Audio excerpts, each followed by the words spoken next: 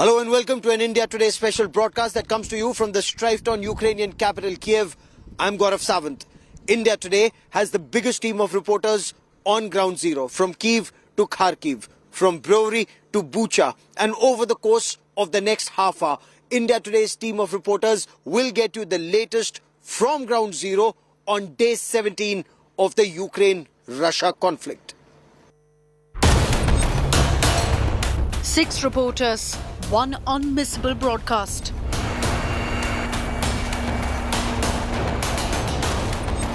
Russian troops at Kyiv's gates. Attack drones now in Kyiv skies. War ruins pile up, Putin tightens grip. India Today reports from the real war zone. The world watches India Today.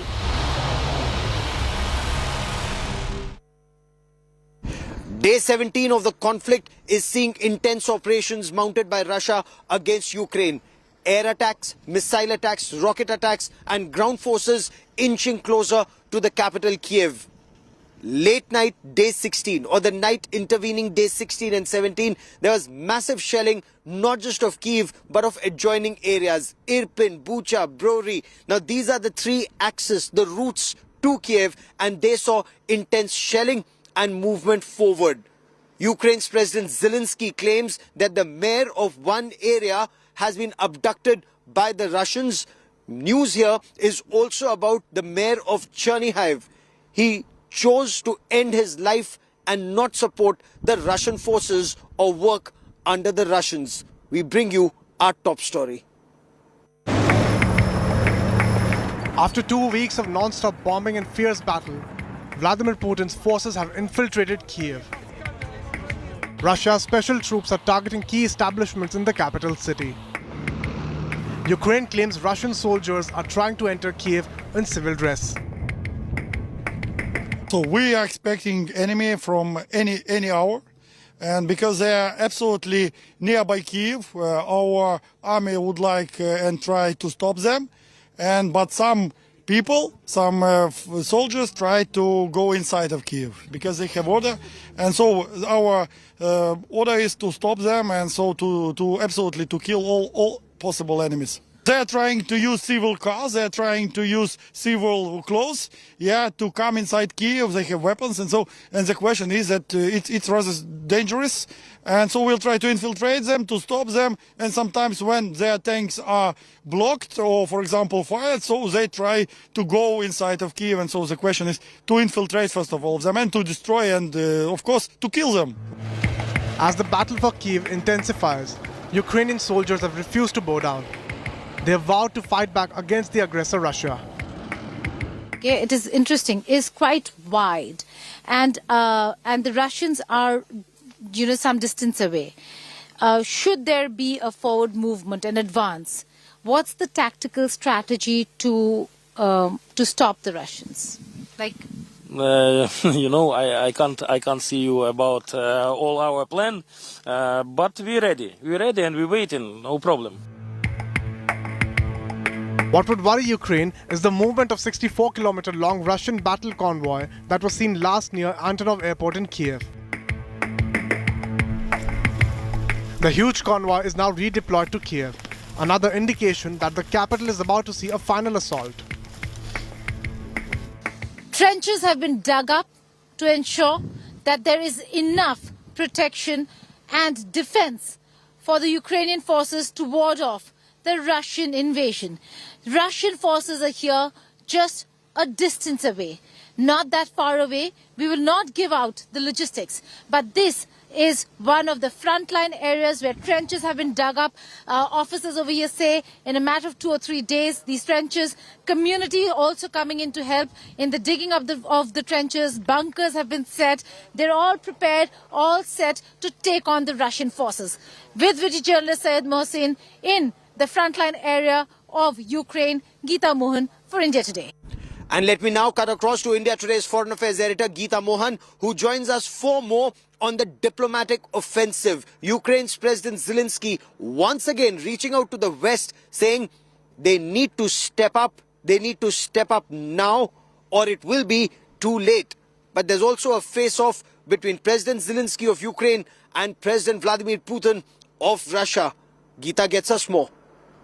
Thanks, Gaurav. Let's take you through the discussions that are taking place between Russia and Ukraine. Interestingly, the Russian president claims that the talks have taken a positive turn. It is a clear contrast from what is really happening on the ground. Diplomatic talks behind closed doors. Unabated assault on ground. The irony of this conflict is hard to miss. Satellite towns reduced to rubble, the Russians have paved their way into Kyiv's doorstep. Missiles and bombs are flying across Ukraine's skies, and so are the claims and counterclaims between the presidents of the two warring nations. With 4 rounds of talks between Russia and Ukraine deadlocked so far, Vladimir Putin has dropped a big hint. I will obviously inform you about the situation in Ukraine. First of all, on the progress of the talks that continue practically on a daily basis. There are certain positive shifts. Negotiators on our side tell me. Putin's claim was promptly rejected by Ukraine's foreign minister Dmytro Kuleba, who said there's been no progress in peace talks. Upping the ante against Moscow, Ukrainian President Zelensky refused to back down, claiming that his forces are heading now towards victory. Zelensky called out Putin for attacking cities and civilian structures. We can see our military victories and enemies' losses.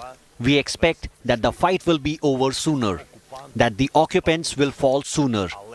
But it is life, it is war, it is a fight. We still need time, we still need patience, our wisdom, energy and ability to do our job at the highest level to reach the victory together. Amid this fierce war of words, missiles continue to rain over Ukraine. Putin is clearly tightening his grip, refusing to budge on his demands. His men now at Kyiv's gates. Are Russian troops gearing up for greater escalation if peace talks break down? Bureau Report, India Today.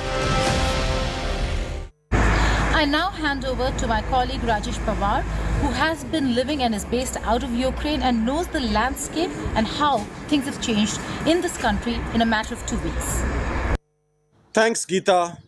Ukraine is a beautiful, lovely country filled with bustling cities and many tourist sites. But I have seen firsthand how this lovely country has been ravaged by war. Once brimming with life and urban settlements, now reduced to rubble. Here's some before and after images of towns that are now either in ruins or have become ghost towns.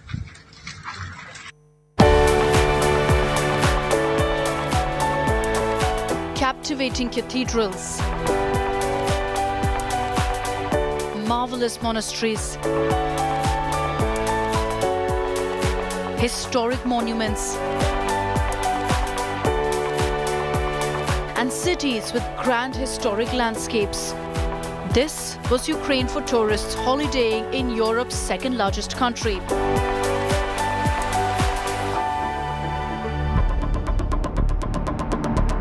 Unfortunately, all that's left for one to see in Ukraine now is non-stop missile attacks and explosions,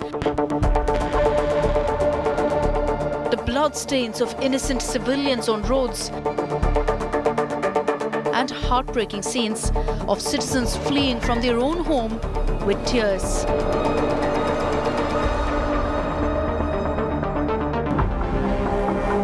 Images on your screens show the mass destruction captured in the central city of Ukraine in Dnipro. Once bustling and full of life, massive shelling and continuous airstrikes by Russia has reduced the buildings of the city to debris. The beautiful town of Volnovakha has also been impacted by heavy shelling in the last few weeks. The intensity of the attacks is visible. Smoke continues to emerge from the buildings that are burnt and in shambles. Kharkiv, the second largest city in Ukraine, continues to be one of the worst hit. Yatskoka, a village in the suburbs of Kharkiv, is now filled with scenes of heavy damage to residential buildings. These videos are from a suburb in Barishivka of the capital city of Kyiv, which is in ruins. The outskirts of the region has been reduced to rubble. Commercial establishments are burnt, residential buildings reduced to debris. Ukraine is also a traveler's paradise. This is one of those last genuine destinations in Europe where you can explore a lot of areas. And this is a tourist paradise, or at least it was, when lakhs and lakhs of tourists visited this country earlier. Now the problem is this country is just struggling to stay afloat amidst the Russian invasion. With cameraman Pawan Kumar in Kyiv, Ukraine, Gaurav Sawant for India Today. Over to Sergei now, who will take us through the inspiring stories of Ukrainians fighting back. Thanks, Rajesh. War is a terrible reality. The death, the destruction, the end of everything that was normal. The terrible tragedy of Ukraine is visible in the continued demolition of their cities and towns. And yet the country holds on, fighting back against immense odds.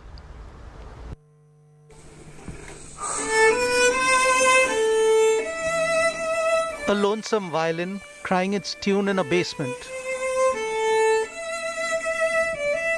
Unappreciated, fearful and alone. Waiting for the next bomb to fall. Yet defiant, to play on till the sound of war can no longer be heard. Photos and video of a crying newborn, wrapped in blanket, and a smiling mother. From the other side of divide, in Luhansk. Still a child of war. The violin plays on, a mournful background to newly turned rubble. Lives that were normal less than a month ago. Buildings that housed dreams and hopes and everyday matters.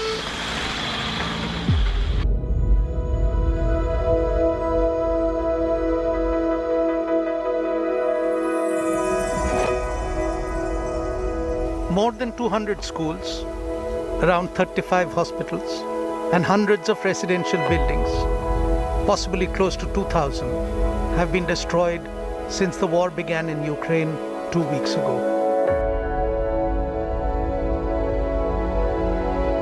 Towns and villages across the eastern half of the besieged country do not have electricity and water. And in the intense cold of the snow-covered terrain, there is no heat. Millions of ordinary Ukrainians are hiding in bunkers and shelters, shivering in the cold uncertainty of mounting loss. UNICEF has put up this appeal on their landing page on Ukraine. Children in Ukraine are facing a deadly crisis as the hostilities in their country are increasing. Like all conflicts, this is turning into a children's crisis, and they will need as much humanitarian support and help as we can provide. UNICEF says there are 7.5 million children in Ukraine, and the war poses an immediate threat to their lives and well-being. With the intensifying of indiscriminate bombing of civilian targets, lives are being lost, and some of them are children. On 7th of March, human rights sources inside Ukraine released actual numbers of children killed, 38 dead and 71 injured.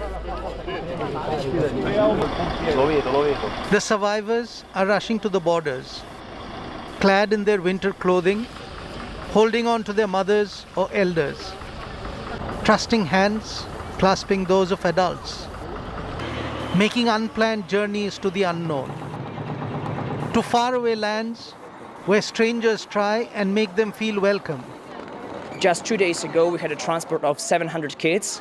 And, it's not easy to find a place for anybody, but it's even tougher to find a place for 700 kids in the same one place.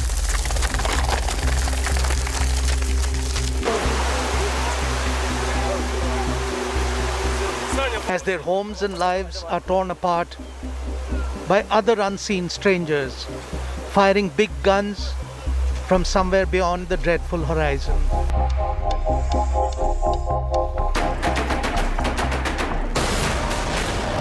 Natasha, a 16-year-old Ukrainian refugee from before this war even started, writes, "The war came to us and happiness is no more than a ghost from my dreams."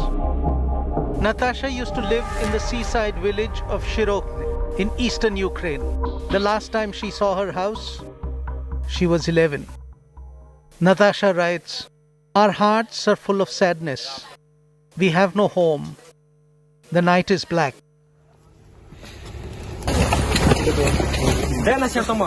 Two children died among the 21 on Tuesday in Sumy.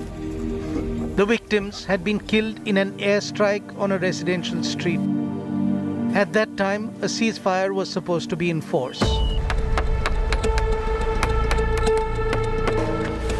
Volunteers building barricades and installing them on the streets. Hopes of slowing the advance of tanks and armor on roads meant for peacetime traffic. A father's goodbye. Women and children fleeing. At a border crossing, a pianist. A bullet-ridden bus in Kyiv. A comrade gone away. And a wedding in fatigues, in times when only the present remains, the future obscure.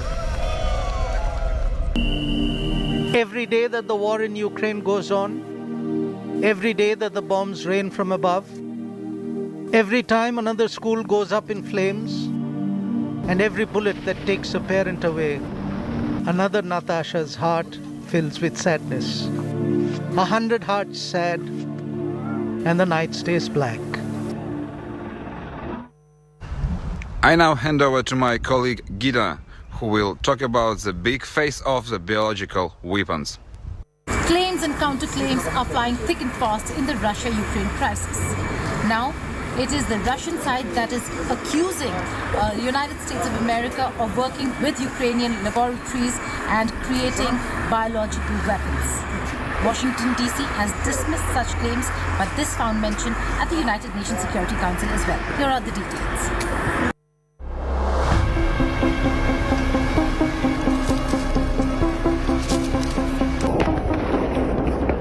Imagine biological weapons entering a war that has already killed thousands and displaced millions.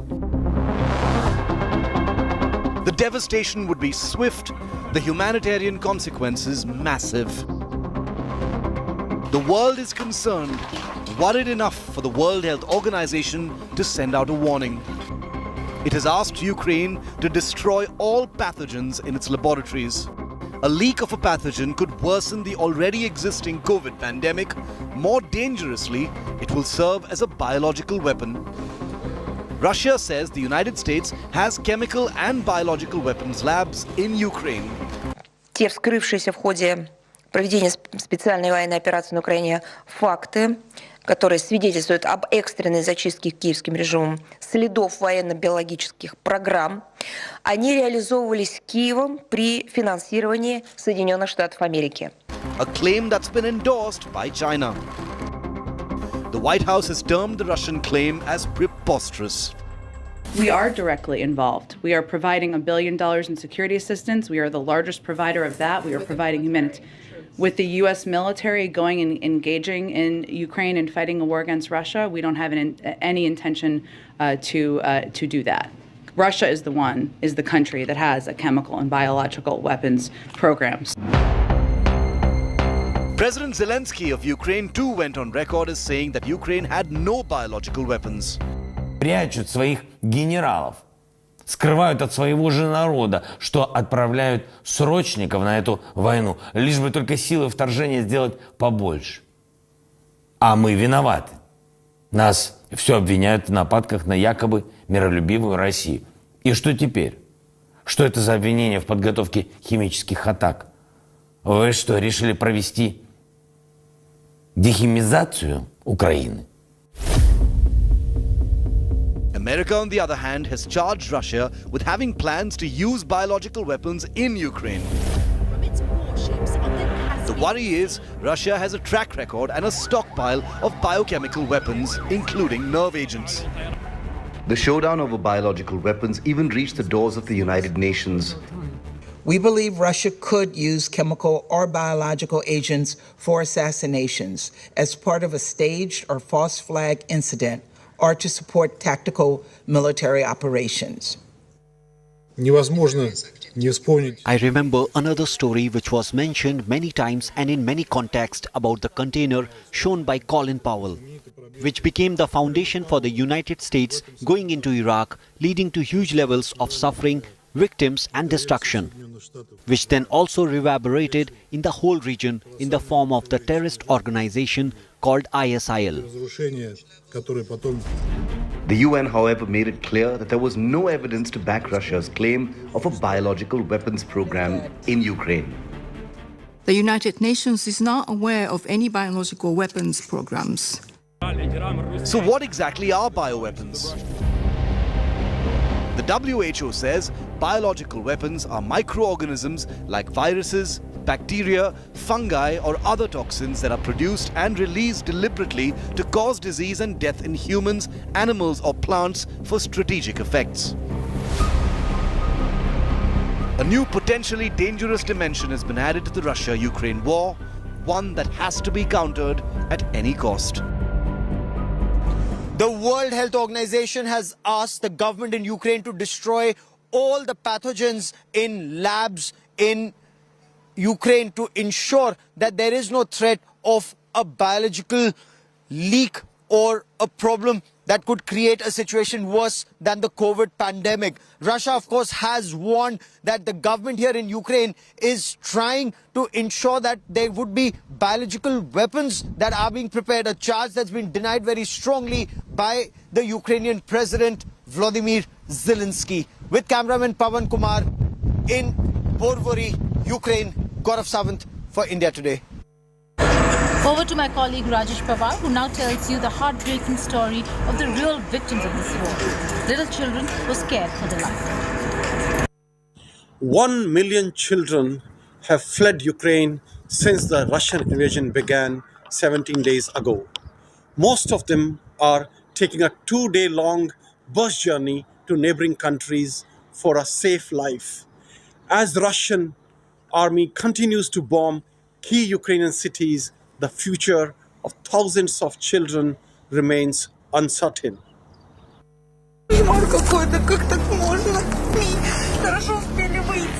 Broken families, children in tears, bleak future.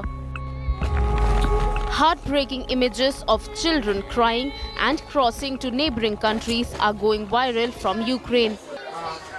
Most of them are orphans and are taking a 2-day-long bus journeys towards safety in the West.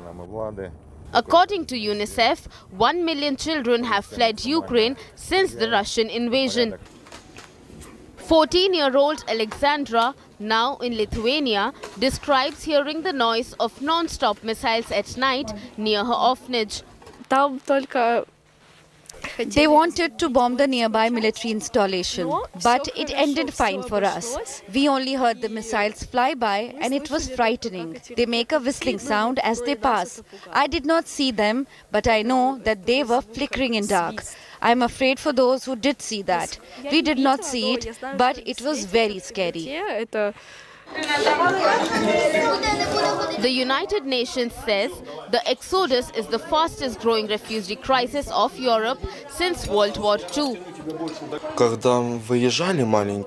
It was very difficult for the little ones when we were leaving. They were crying because they had to leave their teachers. It was very difficult. Even my heart was broken because it was very difficult for small children as they are little. During these 3 to 4 days, children had to go to the basement for shelter many times. Ukraine's neighboring countries have opened their doors to hundreds of war orphans. When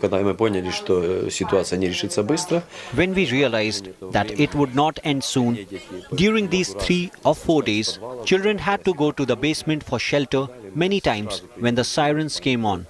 We took a decision that we had to leave and take them to safety. As Russia continues to bomb key Ukrainian cities, the future of thousands of children remains uncertain. Bureau Report, India Today.